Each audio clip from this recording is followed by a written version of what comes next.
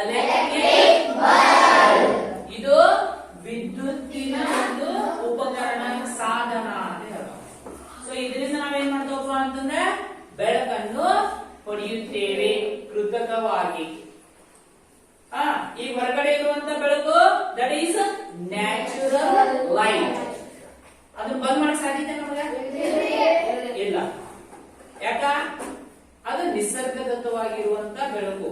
ಸೂರ್ಯ ನಮಗೆ ಕೊಡುವಂತ ಬೆಳಕು natural light. But this is ಇದು ಕೃತಕ, ನಾವು ತಯಾರು ಮಾಡಿದ್ದೀವಿ. ಗೊತ್ತಾಗಿದೆಯಾ? ಇದನ್ನ ಯಾವಾಗ ಬೇಕಾದಾಗ ಹಚ್ಚಬಹುದು, ಯಾವಾಗ ಬೇಕಾದಾಗ ಹಾರಿಸಬಹುದು. ಒಂದ್ ವೇಳೆ ಇವು ಇಲ್ಲ ಆಗ್ತಿತ್ತಂದ್ರ, ಈ ಇನ್ವೆನ್ಷನ್ ಆಗುಲಾಗ್ತಿತ್ತಂದ್ರ, ಲೈಟ್ ಬಲ್ಬ್ ಕಂಡು ಹಿಡಿಲಾಗ್ತಿರೋ, ಎಲೆಕ್ಟ್ರಿಕ್ ಬಲ್ಬ್ ಕಂಡು ಹಿಡಿಲಾಗ್ತಿರೋ ಅಂತಂದ್ರೆ ಏನಾಗ್ತಿತ್ತು? Have to study in the dark. ಕತ್ತ್ಯಾಗ ಕುಂತು ನಾವ್ ಏನ್ ಮಾಡ್ಬೇಕಾಗಿತ್ತು? ಓದ್ಬೇಕಾಗಿತ್ತು, ಅಭ್ಯಾಸ ಮಾಡಬೇಕಾಗಿತ್ತು. ಈಗ ಏನ್ ಮಾಡ್ತಾವ ನಾವು? ರಾತ್ರಿ ಹೊತ್ತ ಲೈಟ್ ಹಚ್ತಾವ.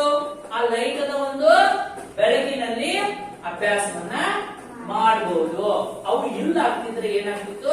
ನಾವು ಇವತ್ತಿಗೆ ಕತ್ತಲಲ್ಲಿ ಕುಂತ ಓದಬೇಕಾಗಿತ್ತು.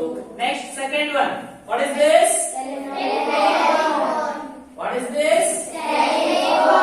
ಟೆಲಿಫೋನ್. What is this? ಇದು ಒಂದ್ ವೇಳೆ ಇಲ್ಲ ಆಗ್ತಿತ್ತಂದ್ರ, ಇದನ್ನ ಕಂಡು ಹಿಡಿದಾಗ್ತಿತ್ತಂದ್ರ ನಾವ್ ಏನ್ ಮಾಡ್ಬೋದಿತ್ತು? cannot speak with people in distance. ಎಲ್ಲೋ ದೂರದಾಗಿರುವಂತ ಜನರ ಜೊತೆಗೆ ನಾವು ಮಾತನಾಡಲಿಕ್ಕೆ ಆಗ್ತಾ ಇರಲಿಲ್ಲ. ನೋಡಿ, ಇವತ್ತಿಗೆ ಟೆಲಿಫೋನ್ ಆಗಿರ್ಬೋದು, ಇವತ್ತು ಮತ್ತೆ ಹರಿಯೋದು.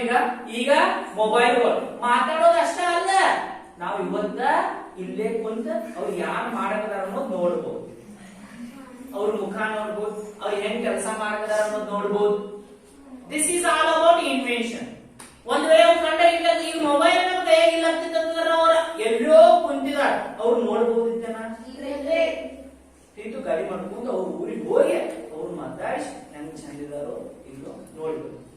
ಆದ್ರೆ ಈಗ ಹೋಗೋ ಅವಶ್ಯಕತೆನೇ ಇಲ್ಲ. ಯಾಕ? ಒಂದು ವಿಡಿಯೋ ಕಾಲ್ ಮಾಡಿದ ಅಂತಂದ್ರೆ ಅವ್ರಿಗೆ ಹೆಂಗಿದಾರ ಅನ್ನೋದು ಕಾಣಿಸಲಿಕ್ಕೆ. ಗೊತ್ತಾಗಿದೆಯಾ? ಸೊ ಟೆಲಿಫೋನ್ ಒಂದು ಇಲ್ಲ ಆಗ್ತಿತ್ತು, ನಾವು ಒಬ್ಬರು ಇನ್ನೊಬ್ಬರ ಜೊತೆ ದೂರದಾಗಿರುವಂತ ನಮ್ಮ ಯಾರೋ ಫ್ರೆಂಡ್ಸ್ ಇರ್ಬೋದು, ರಿಲೇಟಿವ್ಸ್ ಇರ್ಬೋದು, ಸೊ ಅವ್ರ ಜೊತೆ ಮಾತನಾಡಕ ಆಗ್ತಿರ್ಲಿಲ್ಲ. ನೆಕ್ಸ್ಟ್